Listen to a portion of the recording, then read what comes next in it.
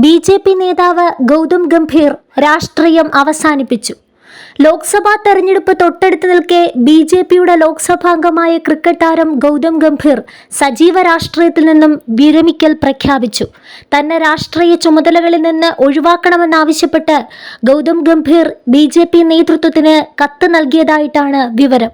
ക്രിക്കറ്റിന്റെ പ്രതിബദ്ധതകളിൽ ശ്രദ്ധ കേന്ദ്രീകരിക്കുന്നതിനാണ് പിന്മാറ്റമെന്നാണ് സൂചന. ഈസ്റ്റ് ഡൽഹിയെ പ്രതിനിധീകരിച്ച് കഴിഞ്ഞ തെരഞ്ഞെടുപ്പിൽ ജയിച്ച് പാർലമെന്റിലെത്തിയ ഗംഭീറിന്റെ രാഷ്ട്രീയക്കാരൻ എന്ന നിലയിലുള്ള പ്രവർത്തനം പാർട്ടിക്കുള്ളിൽ തന്നെ വലിയ വിമർശനം ഉയർന്നിരുന്നു.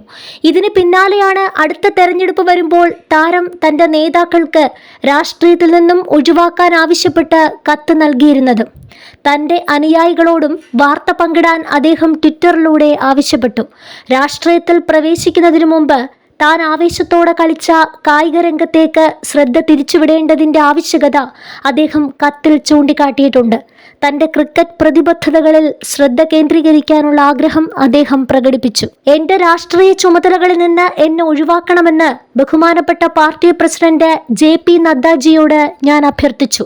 അതിലൂടെ എനിക്ക് എൻ്റെ വരാനിരിക്കുന്ന ക്രിക്കറ്റ് പ്രതിബദ്ധതകളിൽ ശ്രദ്ധ കേന്ദ്രീകരിക്കാൻ സാധിക്കും. ജനങ്ങളെ സേവിക്കാൻ എനിക്ക് അവസരം നൽകിയതിന് ബഹുമാനപ്പെട്ട പ്രധാനമന്ത്രി നരേന്ദ്രമോദിയോട് ഞാൻ ആത്മാർത്ഥമായി നന്ദി പറയുന്നു.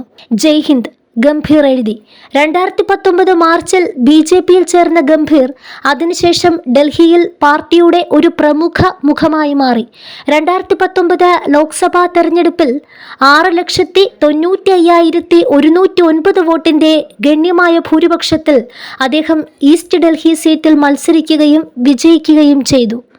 വരാനിരിക്കുന്ന 2024 തെരഞ്ഞെടുപ്പിൽ ഗംഭീറിന് ടിക്കറ്റ് ലഭിച്ചേക്കില്ല എന്ന റിപ്പോർട്ടുകൾക്കിടയിലാണ് രാഷ്ട്രീയം വിടാനുള്ള തീരുമാനം.